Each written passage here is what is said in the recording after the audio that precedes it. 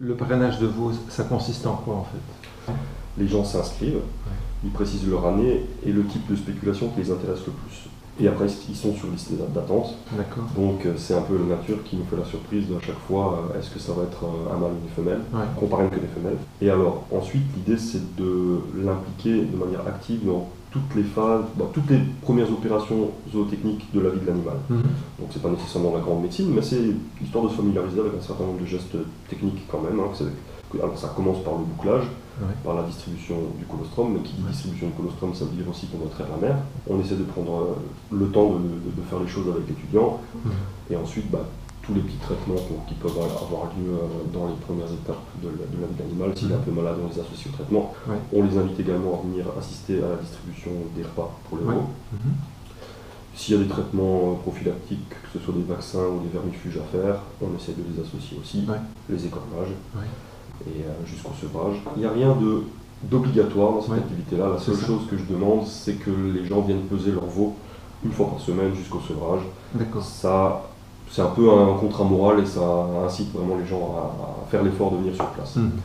C'est évidemment aussi un prétexte à les faire rentrer dans les tables, parce que le but du jeu, c'est évidemment pas qu'ils viennent comme ça avec des œillères et de voir que leur veau, c'est qu'ils voient tout ce qui se passe autour. C'est déjà arrivé à plusieurs reprises que les gens viennent à plusieurs pour voir un veau, et puis il se trouve qu'on a un vélage à ce moment-là, et puis ils viennent filer un coup de main pour le vélage aussi. L'idée de faire un parrainage de veau, c'était justement de chercher à attirer des gens qui fondamentalement se destinent peut-être même pas à la médecine rurale, ou qui en tout cas ne vont pas s'y intéresser avant plusieurs années, et leur donner déjà un vrai contact avec l'animal en bonne santé. Et le fait de faire un parrainage de veau qui commence avec la mise bas, un veau de 50 kg, ça reste gérable physiquement, même par les gabarits les plus modestes, et ça permet aux gens d'avoir confiance. L'animal s'habitue à eux, ils s'habituent à l'animal. Et alors, à mesure que l'animal même augmente en gabarit, la confiance qui s'est installée avec l'animal petit se maintient, et donc ça fait à la fois des animaux qui sont beaucoup plus dociles, puisque beaucoup plus habitués à l'homme, mais aussi des étudiants qui sont beaucoup plus à l'aise. En mettant en place ce parrainage-là, qu'est-ce que tu as pu observer? Là, c'est beaucoup plus détendu, comme il n'y a rien d'obligatoire, donc l'échange est peut-être à la limite plus spontané.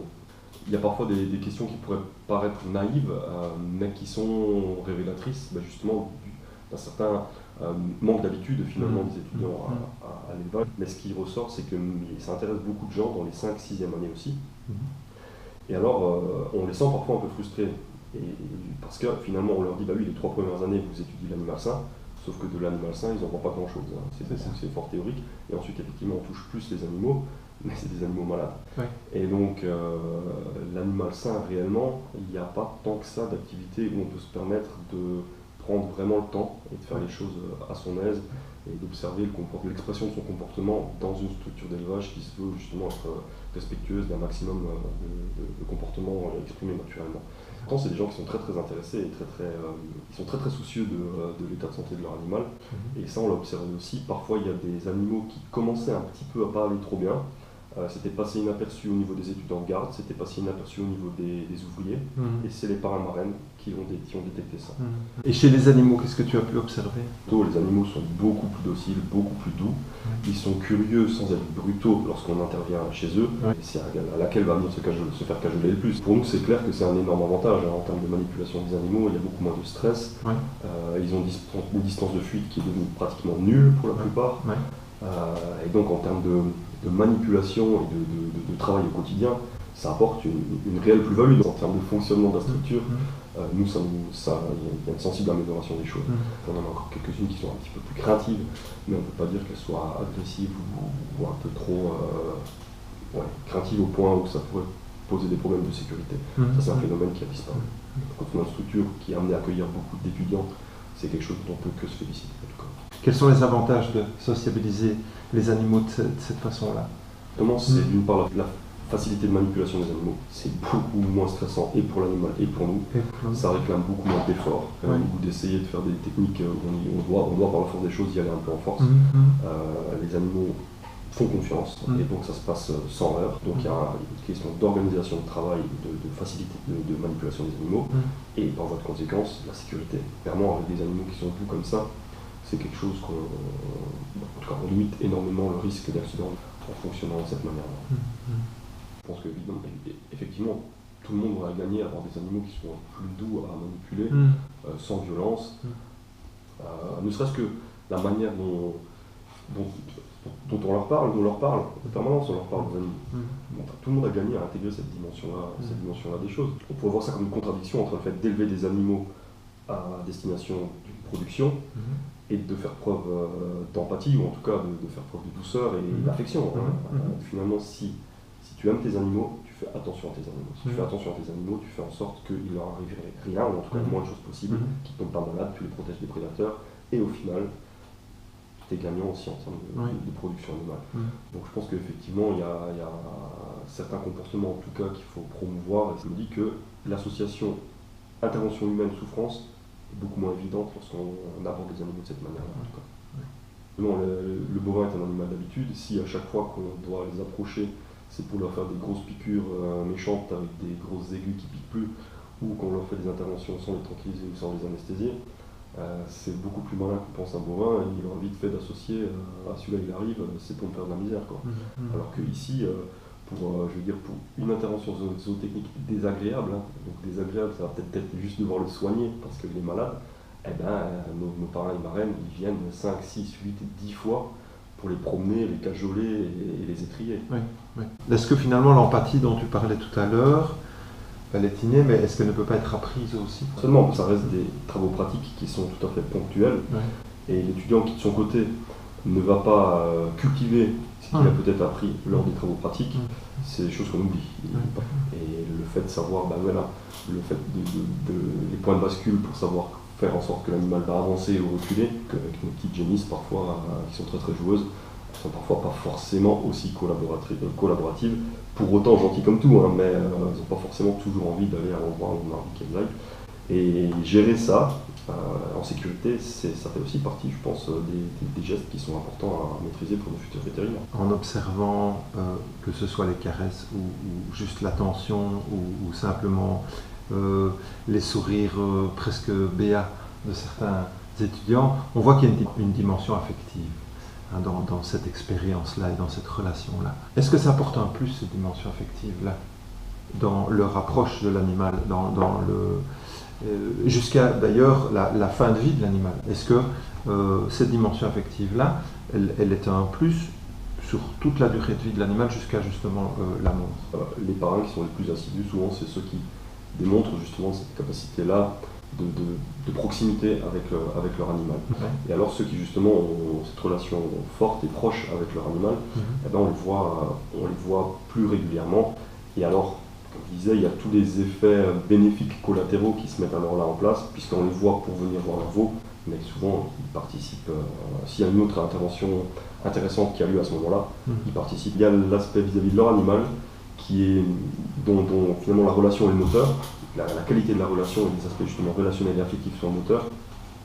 Mais je prêche vraiment pour que la relation soit aussi lucide, c'est-à-dire que ça reste des animaux de production et on joue carte sur table du début à la fin. Mais comme je disais plus tôt aussi, pour moi c'est pas du tout indissociable. Et au contraire, on perdrait quelque chose si ça devenait trop justement dissocié et qu'on ne voyait plus que nos animaux comme des unités de production et les futures unités de consommation. Ils ont tous un nom, ces animaux-là, mais on en parle avec leur nom, les étudiants appellent leur veau par leur nom. Pour moi, c'est pas de l'anthropomorphisme, c'est un symptôme d'une relation, je dirais, efficace et même utile dans la tenue générale de l'élevage. Donc ce sont bien des animaux de production.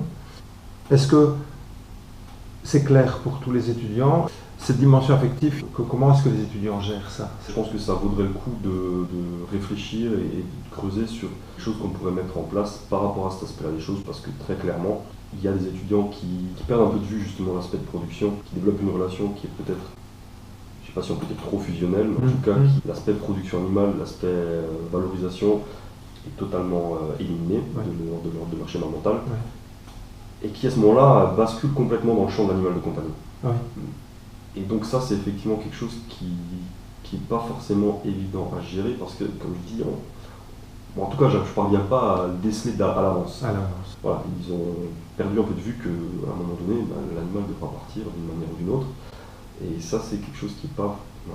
Ça, c'est pas toujours évident à gérer, mais cela dit, ça permet aussi des discussions intéressantes. Je me trompe peut-être, mais je me dis que le fait de le voir évoluer dans un contexte d'élevage, et justement de voir que l'élevage, c'est pas que l'image que les médias peuvent en donner avec des gens qui pensent qu'au pognon et la rentabilité, et ben ça va peut-être quelque part les rassurer, et ils vont dire que oui, les animaux, on peut en prendre soin, les aimer, et pour autant les élever dans un but de production.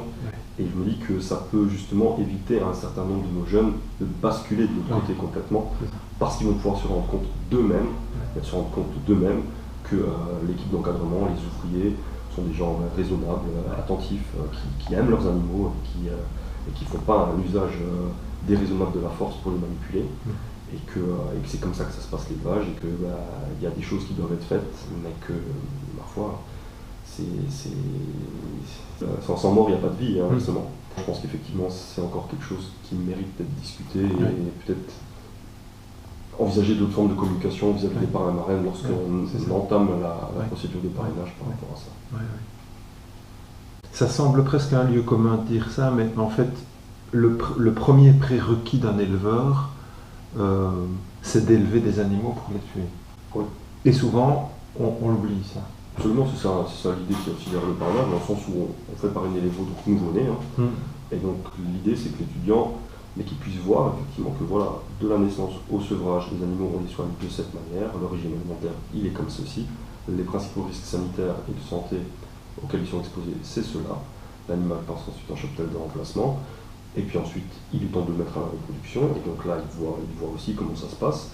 Et l'idée même, un étudiant qui ici chez nous va parrainer en deuxième année, son veau devrait avoir mis bas avant qu'il sorte des études. Et à ce moment-là, il peut voir que son animal a passé des stades de nouveau-né jusqu'à une vache qui a eu un jeune, et il voit que le cycle est réfléchi, et qu'effectivement, il y a une logique de production, et la finalité de ça, c'est l'abattage de l'animal, mais comme la finalité de la vie, c'est la mort. Le fait que l'éleveur intervienne là-dedans, c'est parce que c'est son gagne-pain, et donc il l'encadre et il le contrôle. Mais c'est pas parce qu'il l'encadre et qu'il le contrôle que sans lui, l'animal finit par mourir, quoi qu'il arrive. Et finalement, le fait d'avoir une logique d'élevage, on fait, en termes de résultats, on fait mieux que la nature. Il y a moins de mortalité, il y a moins finalement de souffrance, parce que c'est des maladies qui, dans la nature, l'animal au finish, donc il meurt d'une maladie qui est parfois longue, débilitante. Les prédateurs ont aucune arrière-pensée liée au bien-être de leur proie. Donc on peut très bien avoir un ruminant qui se fait manger à moitié vivant pendant des heures et des heures, et ça, c'est juste la nature. On a une idée de ce que c'est qu'un homme heureux, mais toi qui es un professionnel de l'élevage, pour toi, c'est quoi une vache heureuse alors? Et dans une certaine manière, je suis dans une position relativement facile pour répondre à cette question-là, puisque nos vaches, je les trouve globalement plutôt heureuses, dans le sens où on a, par exemple, nos vaches laitières, elles ont accès au pâturage intégral pendant plus de 6 mois dans l'année. Donc pendant plus de 6 mois dans l'année, elles sont dehors toutes. Ça fait bizarre de devoir dire ça en 2018, mais nos vaches laitées, elles mangent pratiquement que de l'herbe. Et donc elles ont, à mon sens, tout ce qu'il leur faut pour pouvoir exprimer librement l'ensemble du champ lexical, si on veut, de leur comportement normal de vache en prairie. Alors évidemment, le fait d'être dehors, ça veut dire qu'elles sont aussi soumises aux aléas du climat. Donc est-ce que c'est ça qui les rend, est-ce que ça les rend plus heureuses que si elles étaient dans une étable peut-être plus tempérée? Ça, je ne sais pas. Et pour autant, l'hiver, elles sont chez nous dans des étables en logette creuse. Elles ne sont pas non plus en surpopulation, donc on peut se dire aussi que les interactions de dominance sont raisonnables. Mais bon, pour autant, je ne pense pas qu'il faille définir le bonheur d'une vache uniquement par exclusion. Donc, qu'est-ce qui fait qu'une vache est heureuse? Je ne sais pas, mais les nôtres, en tout cas, j'ai la prétention de penser qu'elles ne sont pas trop malheureuses. Mais le simple fait, en tout cas, il n'y a rien à faire, le fait de voir, elles recherchent l'interaction avec l'homme. Franchement, ça c'est... Et ça, il suffit d'aller voir. Et je veux dire, je le dis, mais on peut aller le vérifier tout de suite. On va au milieu d'elles, elles viennent. Et c'est pas la même chose que la curiosité légendaire des vaches. C'est vraiment, c'est autre chose. Elles viennent se frotter, elles cherchent le contact. Et voilà, je me dis que si l'ensemble de notre propos se comporte de cette manière-là, c'est que globalement, elles doivent plutôt être bien dans leur sabot. Et voilà, pour le reste, je ne vais pas trop m'avancer dans des spéculations. Mais... Dans l'idée de production, en fait, vient s'ajouter le rapport interspécifique. Oui. Et peut-être qu'une vache dans la nature n'aurait pas ce besoin d'aller vers l'homme, et serait tout à fait capable de répondre à ses besoins et d'être heureuse dans son univers de vache. Mais peut-être que l'élevage amène une dimension supplémentaire qui est l'homme et les interactions avec l'homme. Et à partir du moment où, dans un élevage, on peut remarquer des vaches qui se déplacent vers l'homme pour rentrer en interaction avec lui, ça serait peut-être bien un indice du bonheur de la vache. Pour moi, considérer la vache devient indissociable de la considérer comme un animal d'élevage. C'est-à-dire que on a les espèces qui évoluent. L'homme a sélectionné les vaches pour en faire des animaux de production, à tel point qu'on est arrivé dans une relation symbiotique. Et elles tirent bénéfice de leur interaction avec l'homme, et nous, de manière évidente, on en tire bénéfice également. En l'occurrence, à la fois l'homme et le bovin, à mon sens en tout cas, bénéficient de la relation qu'il entretient avec l'autre espèce. Qu'est-ce que ça a comme sens personnel pour toi, d'avoir mis ça en place? Ce que je trouve intéressant avec cette démarche-là, c'est qu'à un moment donné, l'écologiste, celui qui est soucieux du bien-être animal, et l'économiste, tout le monde peut se donner la main. Et il y a une vraie démarche cohérente qui profite finalement à tout le monde. Et il ne s'agit justement pas de se protéger derrière des principes érigés en vérité absolue pour justifier un tel type de comportement ou un autre. Ce qui finalement relève de l'agriculture presque ancestrale, c'est-à-dire le végétal nourrit l'animal qui nourrit l'homme, et ainsi de suite. C'est-à-dire que l'animal va restituer au végétal une partie de ce qu'il a pris, et ça va permettre d'avoir de meilleures récoltes. Et ça, c'est un aspect des choses. Justement, ensuite, quand on essuie certaines critiques par rapport à l'élevage, parce qu'on pense que tout est basé sur les feedlots brésiliens, ça ulcère beaucoup les éleveurs d'ici, parce que c'est pas du tout la même manière de fonctionner. Et justement, nous, il y a une grande biodiversité dans nos prairies, il y a les rôles de puits à carbone de nos prairies. Et tout ça, c'est des aspects qu'on ne peut absolument pas nier. On est obligé d'avoir ça à l'esprit lorsqu'on parle de l'élevage, parce que le bétail est une chose, mais les prairies en sont une autre. L'agroforesterie, on en parle beaucoup aussi. On a beaucoup de prairies chez nous qui sont bordées par des forêts, avec des grandes lignes de haies, que ce soit des mares. Enfin, tout ça, il y a effectivement un véritable équilibre à garder, mais parce qu'aussi on est dans une région de prairies permanentes et de pâturage. Et effectivement, comme tu dis, il faut peut-être chercher à faire des choses qui sont en adéquation avec l'environnement dans lequel on vit, et il y a fatalement des choses qui ne sont peut-être pas envisageables dans certaines régions parce qu'elles ne s'y prêtent pas. On ne peut pas faire de l'élevage sur la Lune, à un moment donné, il faut quand même pouvoir raison garder.